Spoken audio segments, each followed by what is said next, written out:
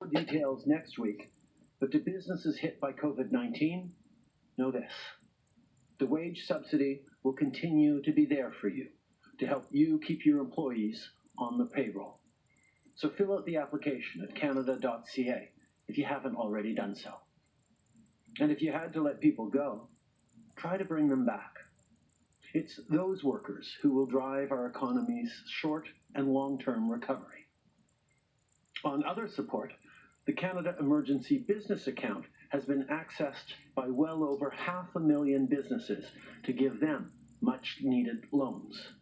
Between the CEBA and the wage subsidy, we're helping employers across the country keep Canadians on the job. Now, even though we're reaching millions of Canadians, we need to reach even more.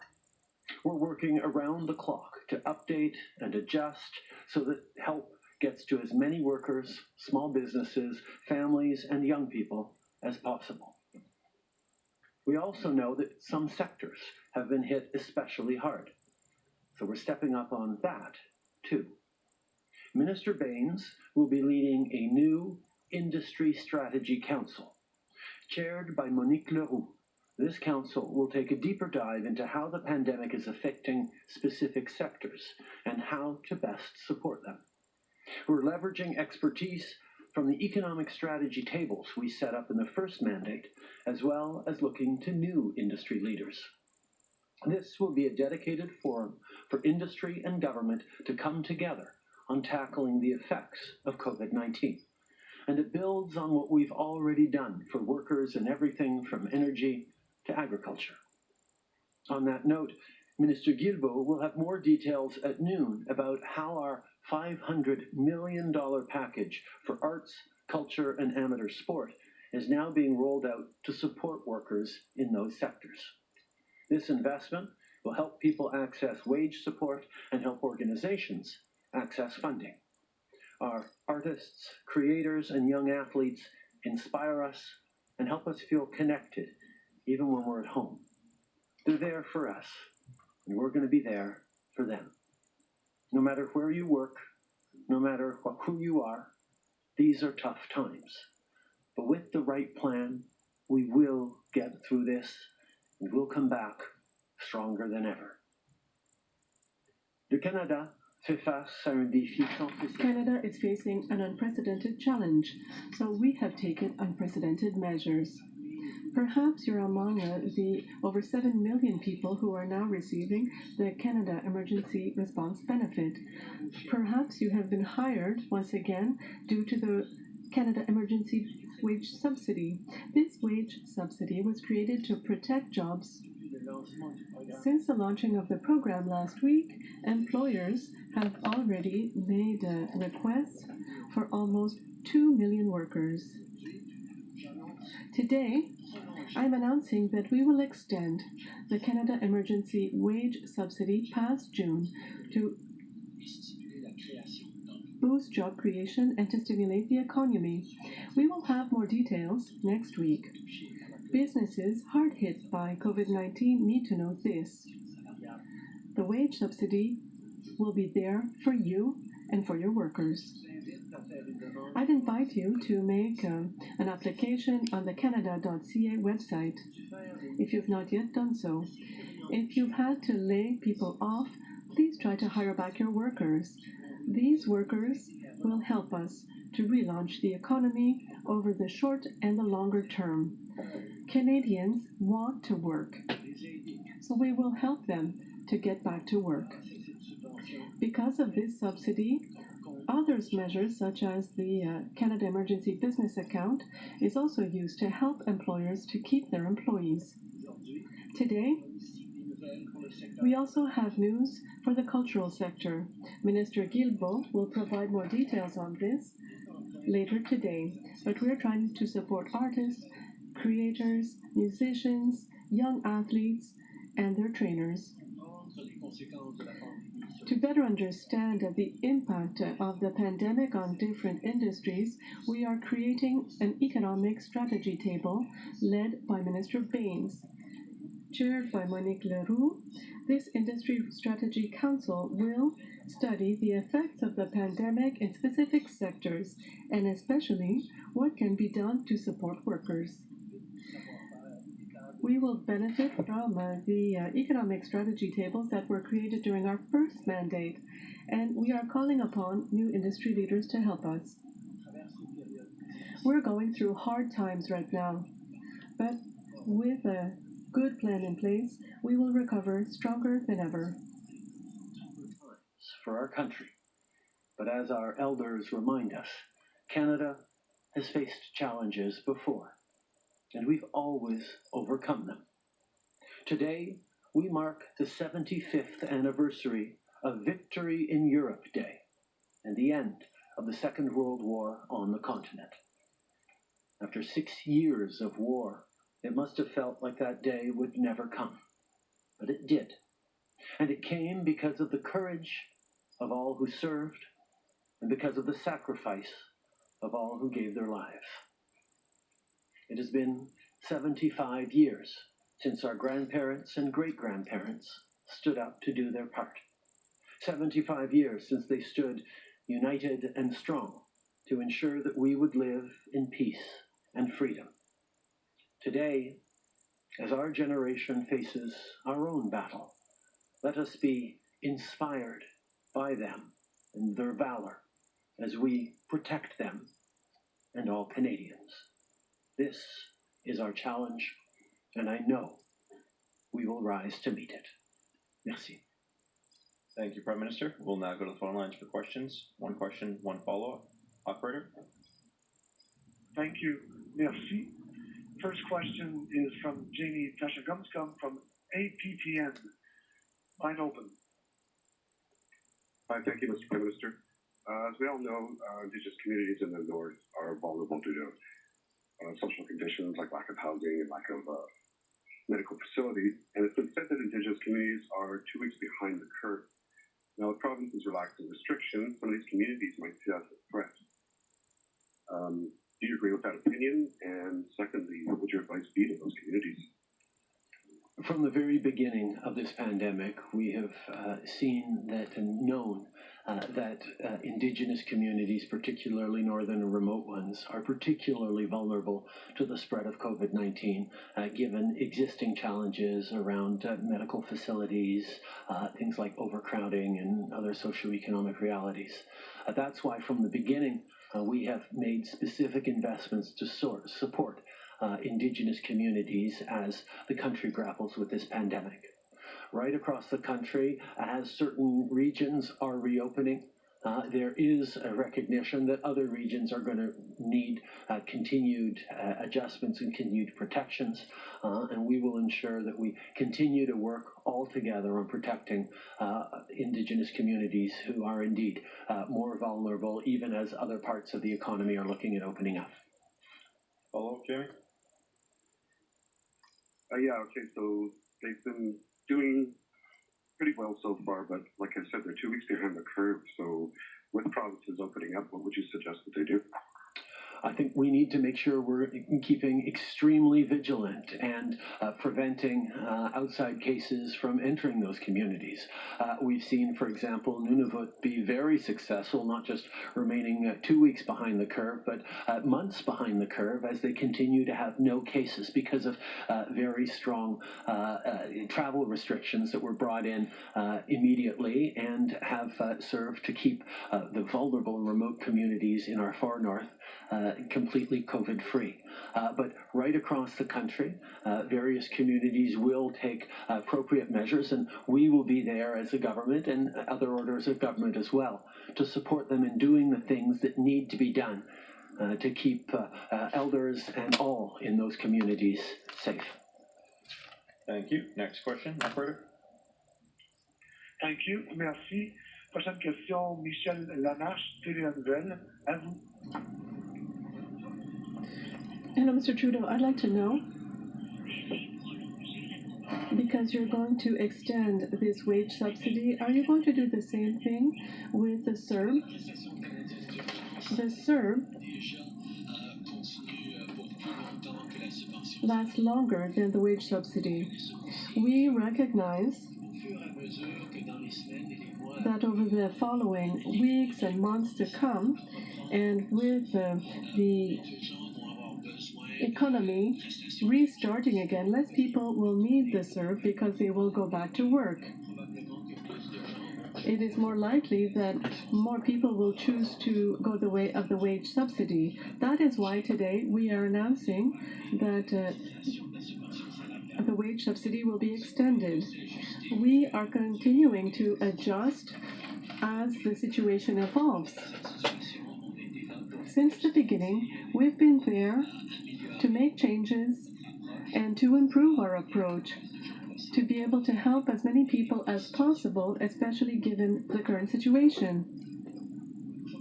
We recognized that we needed to constantly adjust and improve the delivery of these unprecedented mechanisms to support Canadians who are suffering through this particular crisis. That's why we recognize that there are many different things we need to do as the economy starts to reopen. The Canada Emergency Response Benefit had always been planned to last longer, or had a timeline that was already longer than the wage subsidy. But we recognize that as the economy starts to reopen, people will be getting back to work, leaving the emergency response benefit, and perhaps going on to the wage subsidy as employers bring people back on and get them back to work as our economy picks up over the coming weeks and months. That's why we will constantly be adjusting to make sure that Canadians are getting the support they need as we look to carefully and gradually restarting our economy. Michelle? Yes, I would like to know more about this wage subsidy. The extension should last how long? And if we look at reopening the economy, there are some concerns. Do you think that we should slow down? Do you think that we're lifting the measures too quickly? Since the beginning, we've spoken of the importance of opening up very, very gradually, and to be extremely vigilant, to closely monitor the transmission of COVID-19. This is why we are making huge investments in tests. This is also why we have to make sure that the necessary mechanisms are in place throughout the country as we start up the economy again. The wage subsidy will be extended past June. We will have more details on this next week. I already want to tell businesses that are looking at how they can get closer to reopening, they can be sure that the wage subsidy will be in place for a while still. And so they should begin hiring back their staffs in order to create this link between the worker and their employer in order to relaunch the economy very quickly. Mike Blanchfield, the Canadian Press. Line open. Hello, Prime Minister. Two successive job reports are showing that women in service roles have been disproportionately affected by the pandemic. In light of that, what specific measures do you think are needed to strengthen Canada's economic recovery? This is one of the first recessions we've ever seen that has so hard hit vulnerable workers in the service sector, particularly women and new Canadians and young people, and that was evident in the March numbers and continues to be the case in the April numbers. What we're seeing, even beyond these reports and these numbers, is the reality on the ground that people who are already vulnerable in the workforce, people who are already disadvantaged or facing extra barriers, are always the first to get hit when we have a difficult situation like this. That's why, as a society, not only do we need to do what we are doing in the short term to give extra supports to vulnerable people, but we need to make sure that as we move forward to rebuilding and creating a more prosperous Canada in the coming months and years, we think very, very carefully about how important the work is that is being done by women and vulnerable Canadians, and how we need to make sure we're better supporting them, not just for potential future crises, but for business as usual as our country comes back to normal. Cette crise a frappé très fort. This crisis was very difficult for women and for vulnerable people, for new Canadians. Their jobs were among the first to disappear. This is why we implemented specific measures to help the most vulnerable. Beyond this crisis, we have to think about how, as we're rebuilding the economy, we can make sure that these vulnerable people will be rendered less vulnerable in a new economy. How can we make sure that in the years to come, we will take care of all workers in the country so that we will have a more fair and equitable country?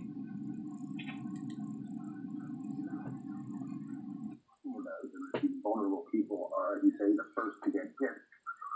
How will you ensure that government stimulus money helps those people first and does not go instead to the bottom lines of big corporations?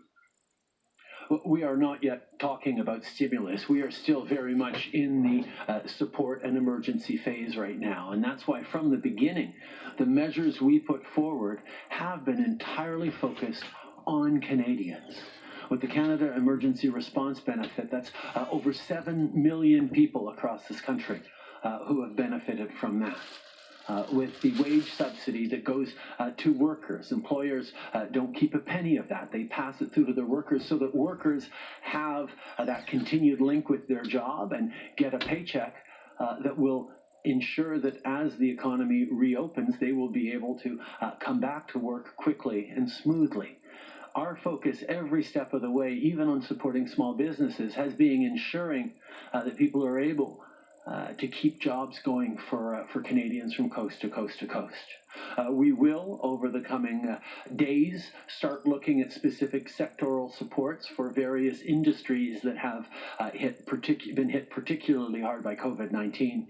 But even then, our focus will be on the workers, on the supply chains that involve many, many small businesses across this country for many of these industries, and not on the corporate well-being of an industry or of a sector, but indeed staying focused on helping Canadians, because it is Canadians who are at the heart of our economic success, at the heart of our success as a country, and as a government, we will always stay focused on them. Thank you. We'll take one more question on the phone. Operator? Thank you. Merci. Prochaine question, Marie-Vastel, Le Devoir, à vous. Hello, Mr. Trudeau. I would like to come back to the CERB. We see that daycares and elementary schools are starting to reopen, and there are a lot of questions being asked. If we talk about people who work in daycares and they don't feel safe to go back to work right now, can they refuse to go back to work and receive the CERB? In Quebec, the government thinks that this is a safe work environment. So I'd like to know, can a personal perception of risk that one's workplace is not safe, is that enough to refuse going back to work and to receive the CERB? In no case during a crisis or during normal times, no Canadian should have to go work if they're concerned for their health and safety. We have very stringent standards in place to ensure that in normal times, workers are able to work safely. During this pandemic, these concerns have been amplified.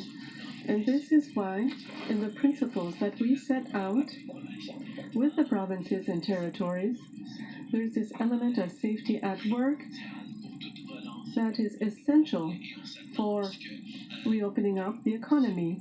We expect that work conditions, even in essential workplaces, will be safe. People should feel safe to go back to work. One of the things that is fundamental in Canada is that no one, whether in crisis times or in regular times, should be working in a job in conditions that are unsafe or put them at risk. That is a fundamental principle of Canada that we will always ensure to uphold. In this particular situation, there are heightened concerns about health for a large number of people, for everyone, but particularly and even in essential work sectors. We need to make sure that we are putting in place all the necessary measures so that people can feel confident about their own safety, about having minimized the risks as they get back to work.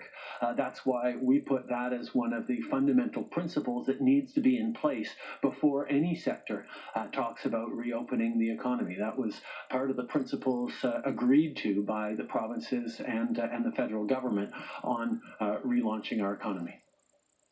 Ms. Harry? Thank you.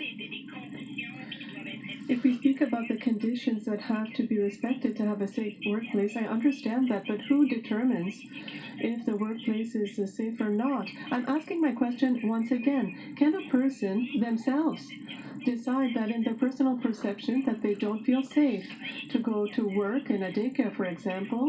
Or will the government decide if a request for CERB is legitimate or not? This will be decided according to a case-by-case basis.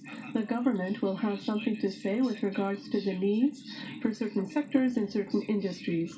We also know that in some cases, if we speak about a person who is taking care of a senior at home, and that these people are very vulnerable, or if they have a pre-existing medical condition, the levels of protection that they require can vary. I think that we'll all have to work together in a very reasonable and detailed fashion to make sure that the measures are in place to protect people. Mr. Trudeau, Radio-Canada, eventually we will have an opening up of the Canadian economy.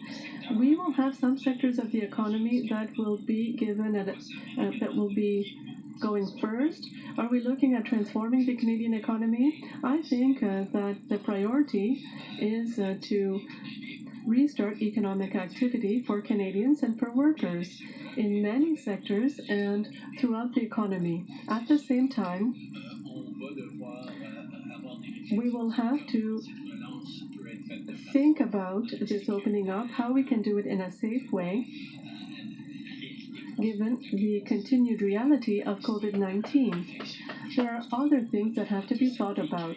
We've all learned that there are challenges and advantages to working from home. And there will be a need to invest more in digital technologies and to shift to more digital technologies. Certainly, we will continue our fight against climate change, and this will allow us to do more, I think, in many sectors. I think that it's important to think about what Canada could look like in 1 year, 2 years, 10 years, and to aim for that. But at the same time, what we want is to be able to start creating prosperity for all Canadians right now. We've seen in the figures this morning, youth are very hard hit by job losses. Are you going to extend the emergency assistance for students?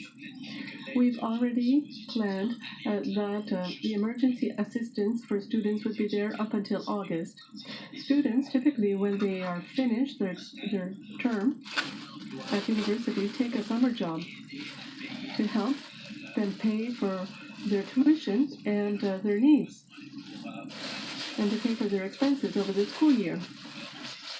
The assistance for students will be there to replace these thousands of jobs that will not exist for youth this summer.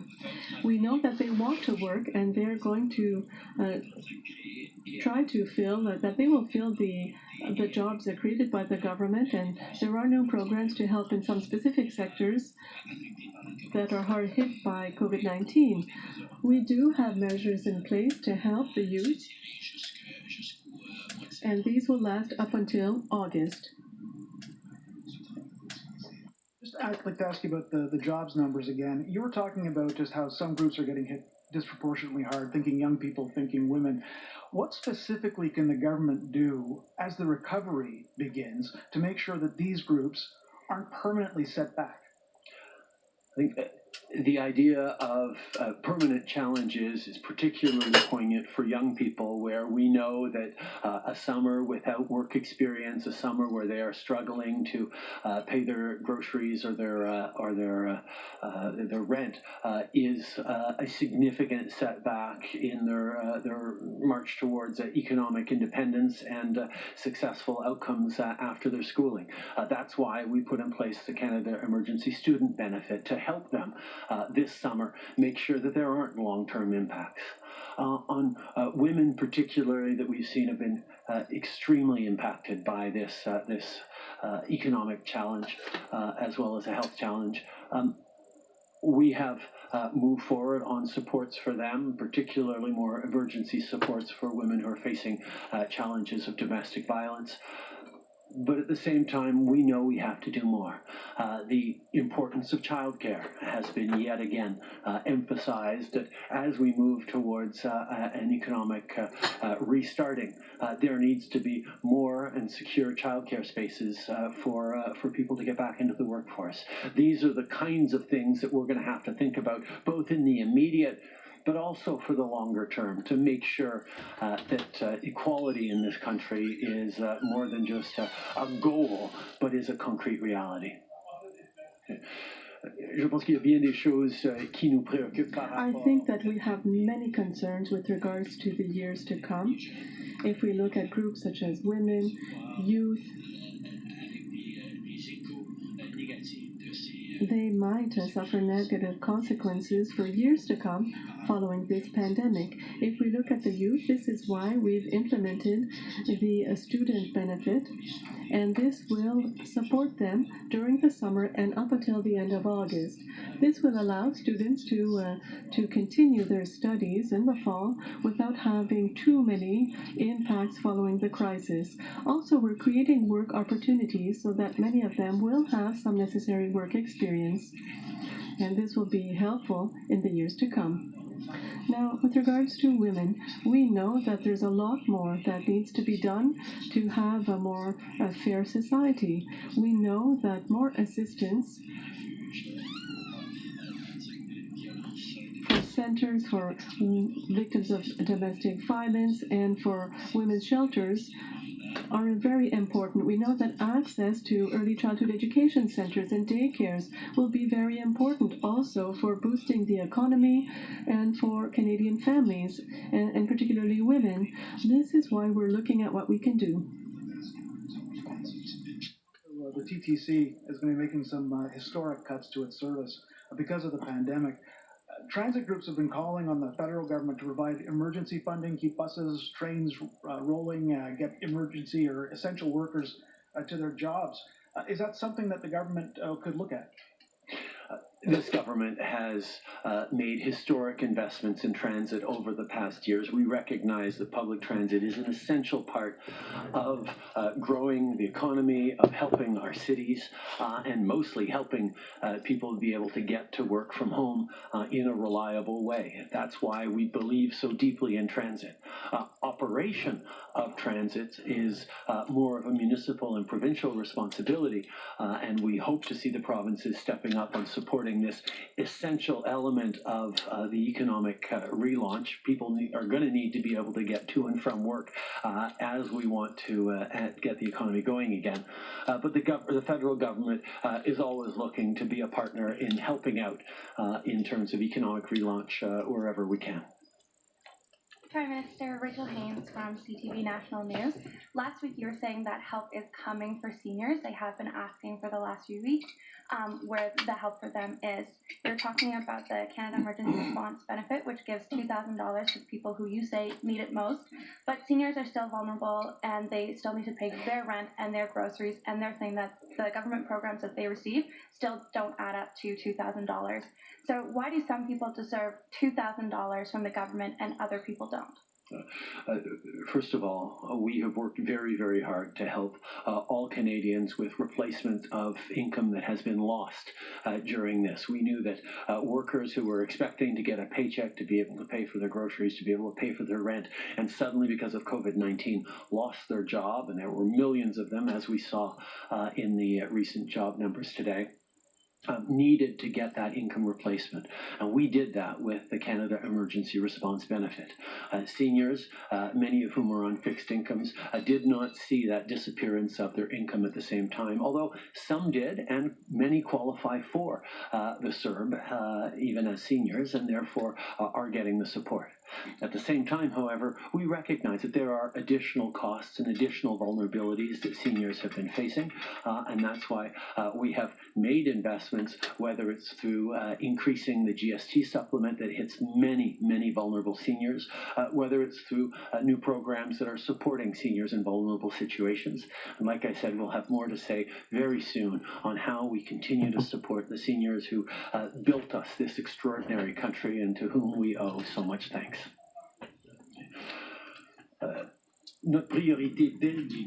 Since the beginning, our priority has been to replace the income of those who lost their jobs due to COVID-19. These were people who were expecting to receive a paycheck to pay for the groceries, to pay the rent. We went forward very quickly with benefits to help them. Over 7 million Canadians are receiving the Canada Emergency Response Benefit. This has been urgent and essential. There are other groups, such as seniors, where many are also qualified for the CERB because they had a work revenue. And even if they have not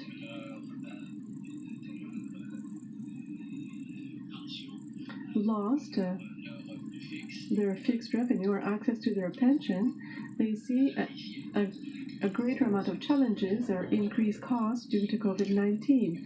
We've taken measures that had an impact.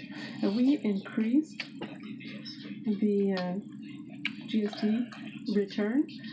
There are specific programs to support seniors, and we are there for them. As I was saying, we will continue to be there for them. We have announcements in the days to come as to how we're going to help our most vulnerable seniors who are going through a very difficult time.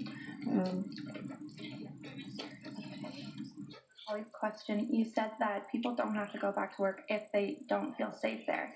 Yesterday, workers outside of the Cargill meat plant, which is the largest outbreak in Canada, are saying that they don't feel safe going to work, even though their employers are saying that they've put measures in place. Should these workers be staying home, and what do you say to them if they're not feeling safe? I'm not going to weigh in on specific cases in provincial jurisdiction, but I will say that it is a well-established principle in Canada and a hallmark of our values as a country that no one should be asked to work in unsafe conditions. That applies during a pandemic as well. We have put in many measures across various industries to minimize the risk, particularly around essential work. But we're going to have to be very careful to ensure that we're doing what we need to do right across the country, businesses, orders of government, and all Canadians, to ensure the safety of the people who are working to provide for the rest of us. Good morning, Prime Minister. Brian Mullen, Global News. Taiwan has donated 500,000 surgical masks needed by Canadian healthcare workers on the front lines of the pandemic. Your foreign minister wouldn't thank the country by name. Will you? I'm happy to thank Taiwan for its generous donation. It is important at this point that Canadians and all people around the world pull together to be there for each other, because this is a global challenge that is going to face a global response. We need to do this together, and we will. Marika Walsh with the Globe and Mail. The former Prime Minister of Australia, Malcolm Turnbull, says China is a bully and that the way for Canada to deal with China is to stand up for it instead of backing down. Is your government standing up to China, or is it backing away from China? My responsibility as Prime Minister is to make sure that we're providing for Canadians and keeping Canadians safe. That's the job people expect me to do, and that is exactly what I'm doing. We're going to ensure that Canadians have the equipment, the supplies, the support they need to make it through this pandemic. Of course, at the same time, we will be asking difficult questions about how we're making it through this pandemic, how this came to happen, how we can learn from this. There'll be plenty of time for questions in the months to come.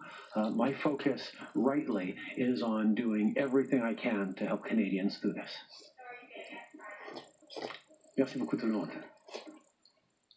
Thank you, everyone. That is Prime Minister Justin Trudeau speaking to reporters. The big headline.